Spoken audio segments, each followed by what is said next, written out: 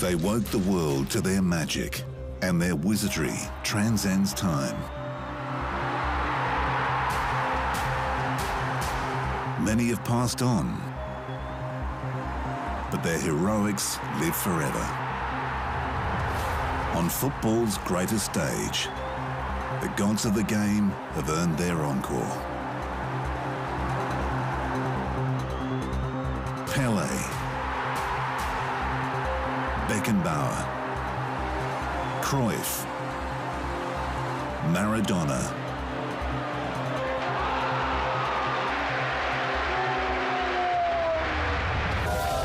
Revered today by generations unborn when they weaved their spell.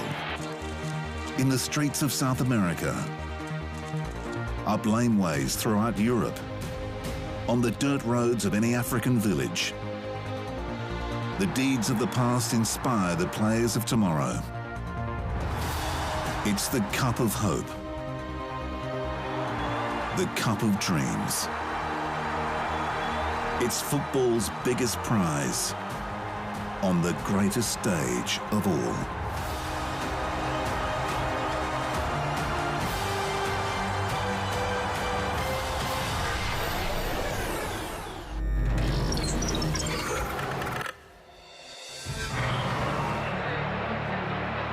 The legend grows every year. And until an England captain can once again wipe his hands clean of mud, shake the hand of royalty, and hold the World Cup aloft, Bobby Moore's story will keep getting bigger. Moore is enshrined as the captain of England's first World Cup win at Wembley in 1966. But more than that, he's remembered as one of the greatest defenders the game has seen. Just 25, quietly spoken, modest and handsome. The story of him wiping his hands on the velvet trim of the royal box so he wouldn't soil his Queen's white gloves speaks volumes for his manner. And the images of him atop the shoulders of his teammates, the Jules Rimet Cup clenched in his right fist, speak even louder for his talent. Moore's role in the 1966 victory over West Germany went much deeper than his captaincy. Geoff Hurst scored 3 goals in that final, and this is what he says. Bobby Moore, man of the match. A golden treble from Hurst means most people have considered him the logical man of the match, but he knows 2 of them were directly down to Moore's precision passes and tactical nous. Said to be too slow and not strong enough in the air to play for his nation, Moore's anticipation, vision and nerve more than compensated for any perceived deficiencies. And his triumph on that soggy July afternoon was even more heroic than all but a handful of people knew. He'd kept secret a battle with testicular cancer 2 years earlier. Cancer would eventually claim him far too young, but not before Bobby Moore had become an icon of England's sport and a hero on football's greatest stage. His incredible tale and England's famous win in more detail after the break.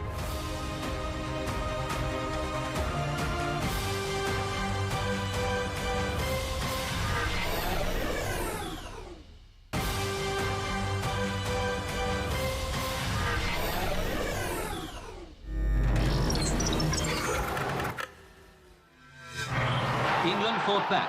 There's Bobby Moore putting in a good run. Although Bobby Moore will be forever remembered for his role in England's 1966 World Cup victory, his career was much greater than one tournament. No man has led the 3 Lions out to battle more often, and when he paraded with his men around Wembley in 1966, it was the 3rd year in a row that he had left the home of England football in triumph. He won the FA Cup with West Ham in 1964 and the Cup Winners' Cup in 1965. Besides the trophy itself, there's a mini-cup for skipper Bobby Moore, who's led his team to one of the most tremendous triumphs, not only in his team's history, but in the whole history of British football. Moore debuted for West Ham at 17 and played 16 seasons with the club. He made his England debut just before the 1962 World Cup at just 21, and his ability to read the play as a central defender led him to being appointed captain in just his 12th international game. Despite his status as an all-time great at the Hammers, Moore was frequently at loggerheads with the management, and one of those times was in the lead-up to the World Cup. He was out of contract, with West Ham resisting his attempts to go to Tottenham. England coach Alf Ramsey was horrified when he learned that under the rules of the day, the uncontracted Moore would be ineligible to play in the World Cup.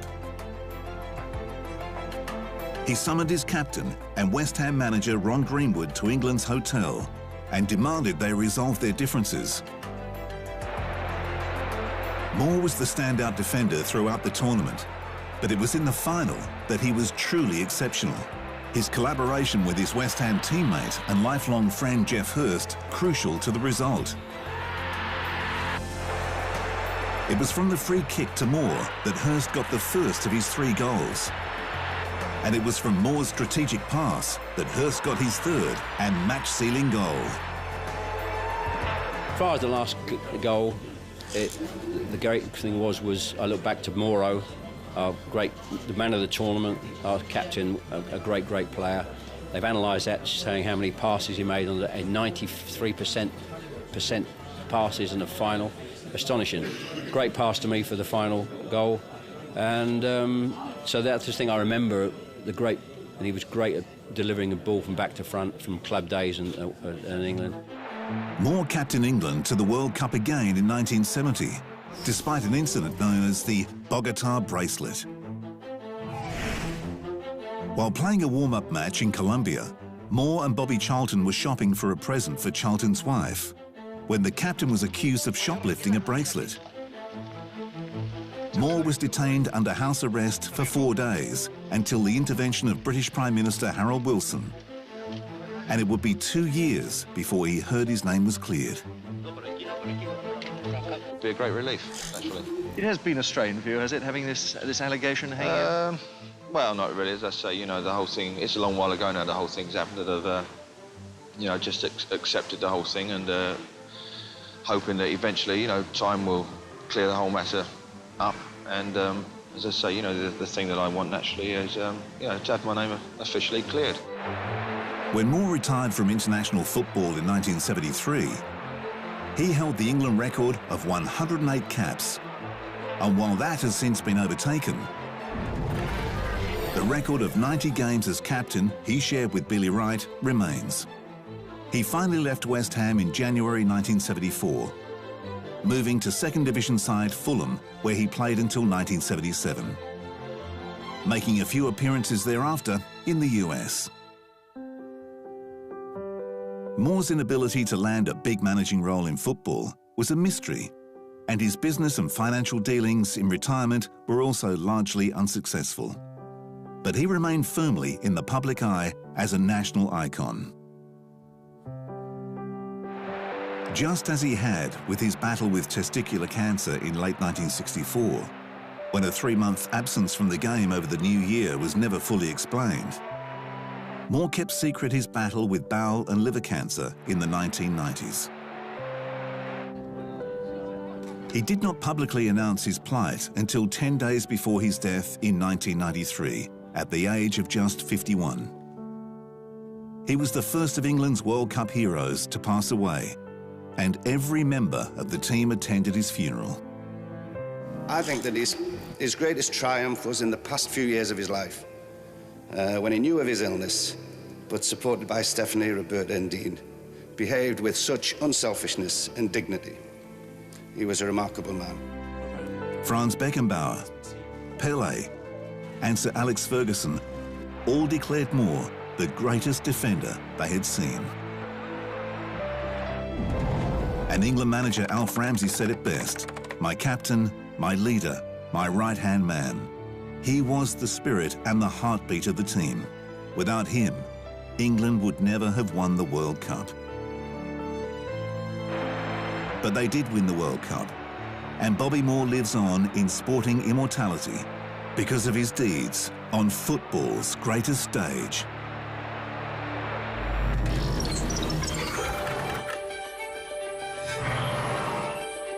Football's greatest stage is crowded with cameo performers, but few can bring a smile to the face quicker than Cameroon's Roger Milla. Milla is one of football's treasures. His feats in 2 of the 3 World Cups in which he played set records still standing and developed trends still seen in today's game. One of the first African players to come to prominence in Europe in the 1970s, Milla had quit the national team until a personal request from the president of Cameroon saw him head to Italy with the indomitable Lions for the 1990 World Cup at the age of 38. Used as a super sub, Milla was a sensation as Cameroon became the first African team to make the World Cup quarter-finals. He scored 4 goals, each celebrated with a joyous sprint to the corner flag, where a flamboyant dance inspired many of the quirky goal celebrations seen today. Although he didn't score in the quarter-final clash with England, his arrival off the bench created 2 goals to put Cameroon in front before they conceded 2 late penalties to go down 3-2. Milla was named in the World Cup All-Star team, and his efforts saw him named African Footballer of the Year for the 2nd time, 14 years after the first. He was back at the age of 42 in the 1994 World Cup, and although Cameroon this time failed to advance from the group stage, he did manage a goal against Russia, which still marks him as the oldest player to score a World Cup goal. Milla scored 37 times in 63 matches for Cameroon, and he was at his best when the stakes were at their highest.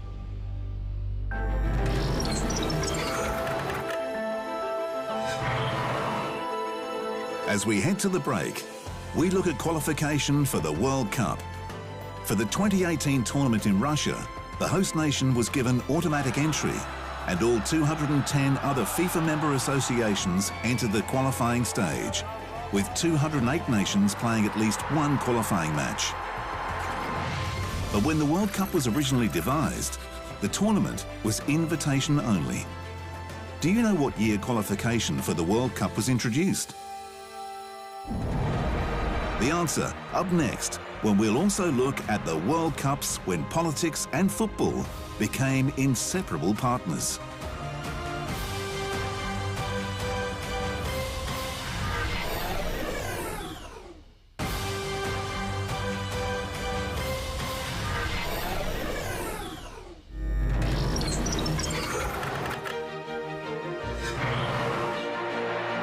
Welcome back, and for the first World Cup in Uruguay in 1930, invitations were sent to FIFA member nations to take one of the 16 places on offer for the tournament.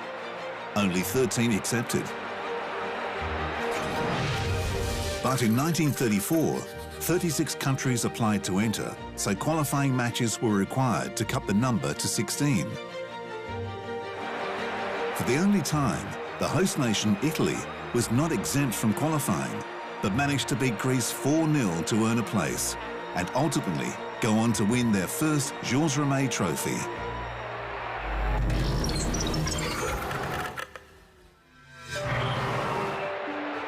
Politics and sport are forever intertwined, but perhaps rarely to the level seen in the early years of the World Cup. At a time when football was making its mark as the world's biggest international sport, the spectre of war was hanging over Europe in the 1930s. The heated political situation at the time also fanned the flames, and the game, played in the North London Merc, became a battle. This match between England at home to Italy in 1934 was typical of the tensions of the time and became known as the Battle of Highbury. Just as the 1936 Olympic Games in Berlin are remembered for Adolf Hitler's blatant politicizing, the 1934 World Cup in Italy is cast in a similar shadow for the interference by Italian dictator Benito Mussolini. Worse than that, it's accepted by historians and even FIFA that Mussolini organised for some matches to be fixed to ensure Italy would reach the cup final at home. Italian writer Marco Impiglia addressed a FIFA symposium in 2013. Mussolini arranged some matches to be fixed with the referees, so Italy succeeded in arriving to play the final. Czechoslovakia scored the first goal in the final through Antonin Puig, but Italy levelled through Raimondo Orsi in the 81st minute, and Angelo Schiavio snared the match winner at the 95th minute. When left-wing Puig scored the first goal of the match, Mussolini was very upset in the grandstand because he was afraid that all his force had been useless to get the main target. Even the official UEFA website threw doubt on the tournament's integrity. The Italian dictator's passion for football may also have had something to do with a number of questionable refereeing decisions which seemed to go in the home side's favour. Despite the cloud over the win, there can be no doubt that Italy was the dominant football nation of the 1930s. 4 years later in France, an even stronger Azzurri team made it back-to-back World Cups. And in between those victories, Italy took the gold medal in the 1936 Olympic Games.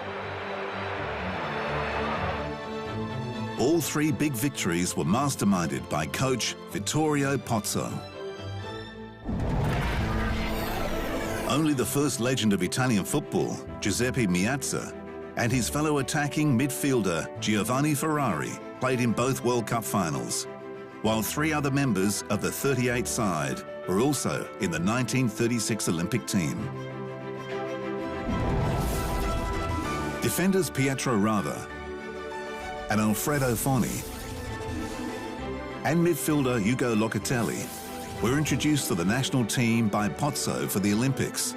They not only played in the 1938 World Cup final, but all three made the all-star team of the tournament.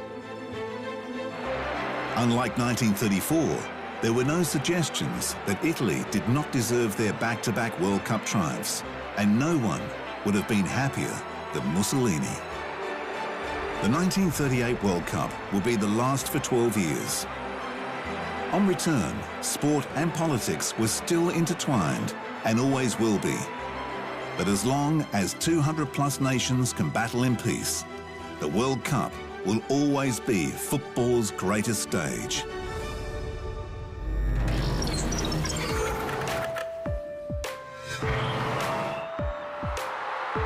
Brazil's golden period of 3 World Cup wins in 1958, 1962 and 1970 is almost always described as the Pelé era. But while the hype surrounding his genius is entirely justified, there were other heroes working outside the spotlight who helped Pelé and his sparkling band of goal scorers blossom. The three captains of the era, Eldorado Bellini, Mauro Ramos and Carlos Alberto, a little less flamboyant, but their inputs no less profound.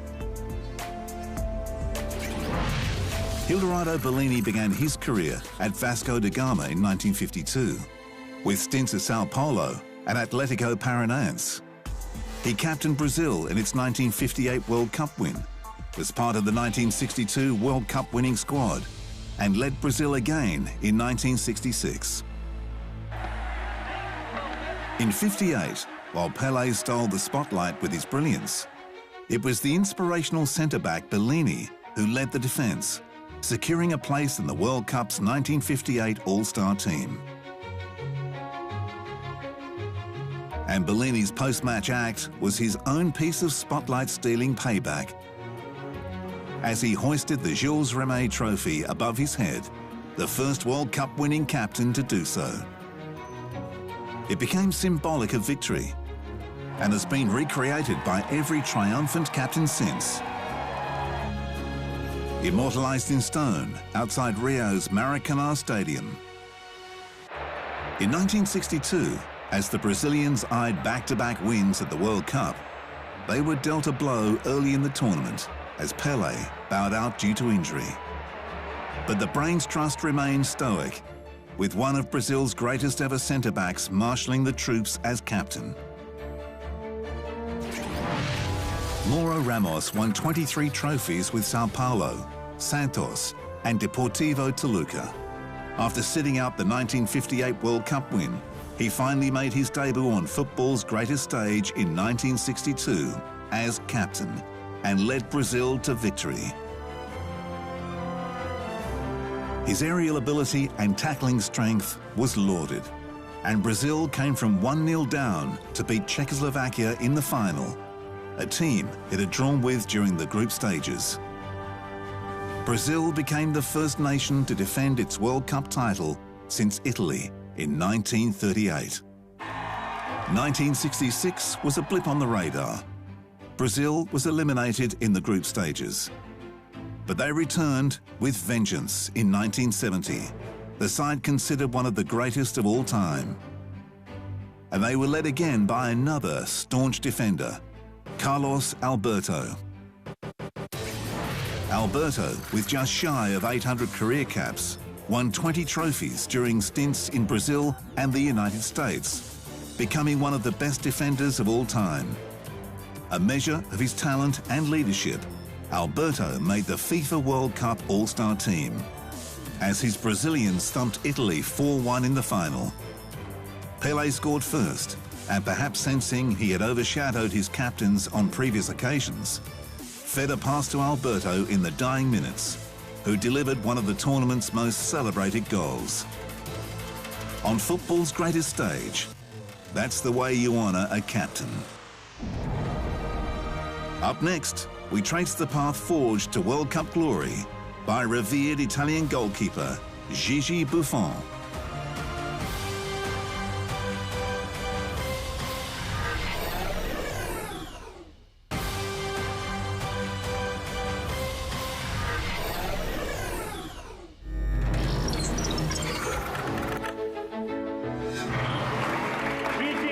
It seems Gianluigi Buffon was always destined to don an Italian Guernsey. The only question was, which sport? His father was a weightlifter, his mother a discus thrower, and both his sisters played volleyball for Italy's national team. Buffon's foray into football began at Parma's youth system at the age of 13, and despite playing as a midfielder in his younger days, he was inspired by the performance of Cameroon stopper Thomas Nkono during the 1990 World Cup in Italy.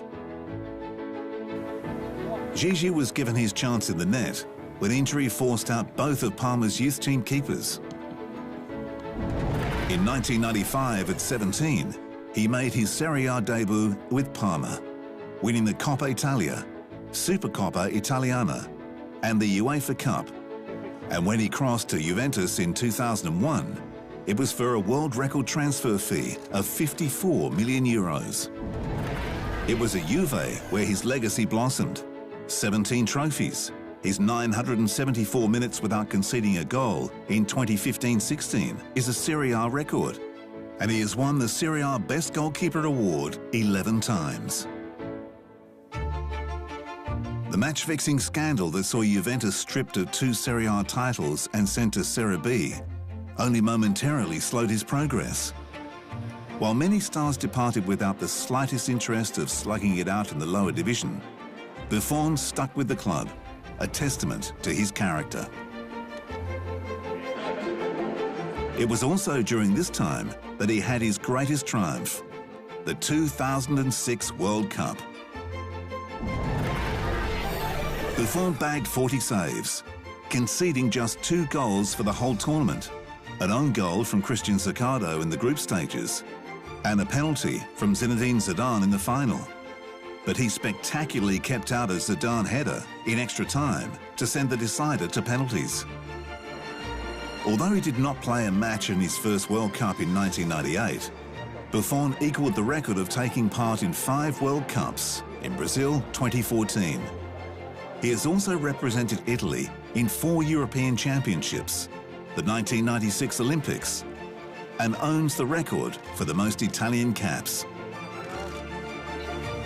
Many believe he should have joined Russian Lev Yashin as the only goalkeeper to win the Ballon d'Or. He did finish second in 2002, but it seems his chance has passed by.